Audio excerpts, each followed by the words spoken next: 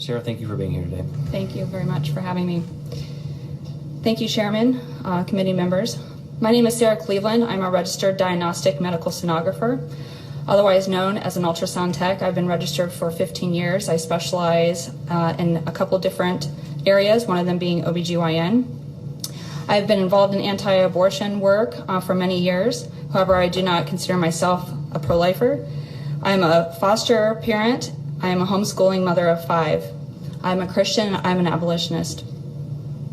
When the heartbeat bill, not just in Ohio but across the country, when they are promoted, it's advertised as making abortion illegal after a detectable heartbeat as early as 6 weeks. However, on lines 439 through 442 of the bill, it states the rules require that any examination shall be performed externally. Nothing in this section shall be construed as requiring a transvaginal ultrasound. Per the bill itself, babies at 6 weeks who are only 2 to 3 millimeters big, that's very important, will not be seen because of the very thing that we need to see these babies will not be used. Transabdominal, or otherwise called external scanning, sees tiny babies much later in pregnancy. It was only until recently that Ohio Right to Life published information confirming this, correctly stating that babies 8 to 12 weeks of age will be seen on an ultrasound per the Ohio Right to Life 2019 Legislative Day brochure on page 5. According to the Guttmacher Institute, 89% of abortions take place in the first trimester. Then I ask this question: how is it then that this bill will save 90 to 95% of all babies, as it's been advertised to do, when one of the sponsors of the bill admits that it has a big open window for abortions up to 12 weeks? That being said, and this is important, even if a heartbeat is detected, say you make an amendment and put in an internal ultrasound as being mandatory to see these babies 2 to 3 millimeters big, if a heartbeat can be seen, it doesn't mean that it will be detected.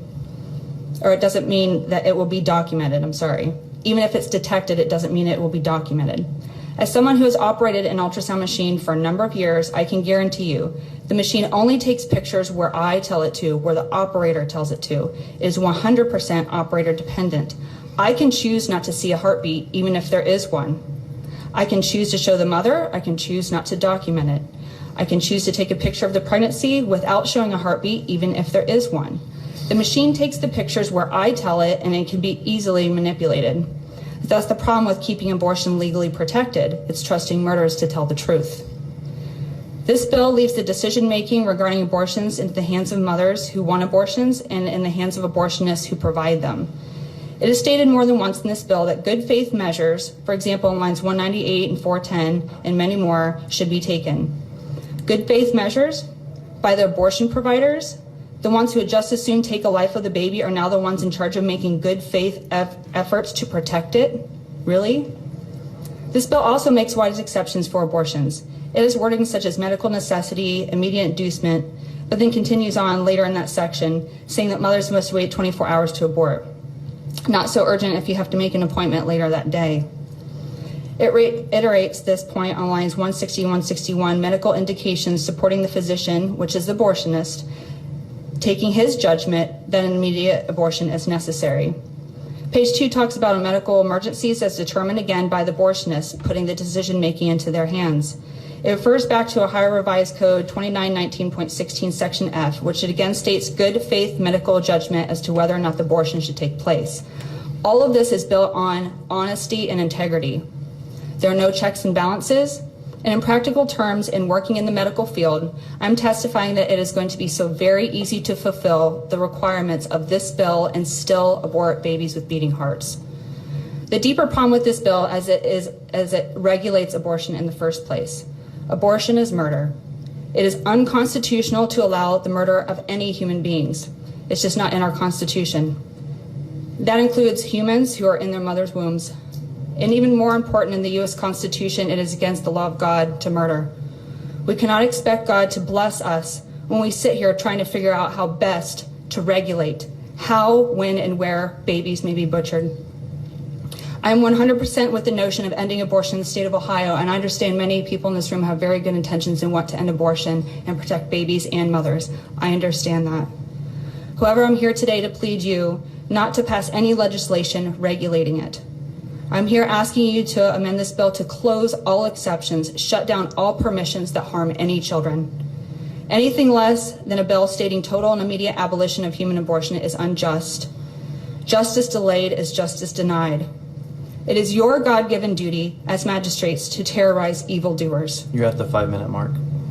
Not to allow evildoers to terrorize babies. Fear the wrath of God more than you fear losing your status among men.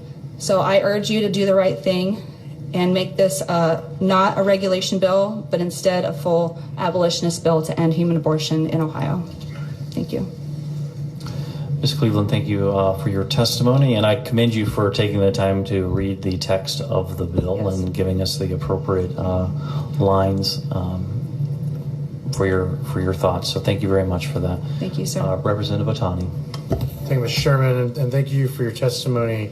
I've met with the Abolitionist Society of Dayton, which consists of one individual, and I'm becoming familiar with your movement. Obviously, I think that those of us that are pro-life and beyond would all like to see the end of abortion. However, the problem that we run into is Roe v. Wade and the Supreme Court. I think that this bill is in order to test that and to save as many lives as possible. I am a co-sponsor, one of, I believe, 6 or 7 in the last General Assembly of the Life at Conception Act, which I believe would meet the tenets of the abolitionist movement. Can you help me and those of us that are pro-life sort of marry this issue of the Supreme Court and Roe v. Wade in the abolitionist movement? Yes, sir. Well, we believe that it is an unconstitutional court decision. It's legal fiction. Roe versus Wade was a judicial decision that is not in line with the U.S. Constitution. Nowhere in the Constitution, I think we probably would agree that there is nowhere a right to murder anybody in the U.S. Constitution. So it was a court decision at that time saying that there was a right to privacy and then that right superseded the right to life. We don't believe that. So an abolitionist bill would defy Roe. It would not work within the confines of Roe, acknowledging that it is actual law, because it's not law in the United States to harm any children. So we would just defy Roe. And if an abolitionist bill would be passed in the state of Ohio and somebody would come down from the U.S. government and saying, no, that's unconstitutional, you have to still murder babies in the state of Ohio, we would ignore that and just protect babies in our state. Follow up.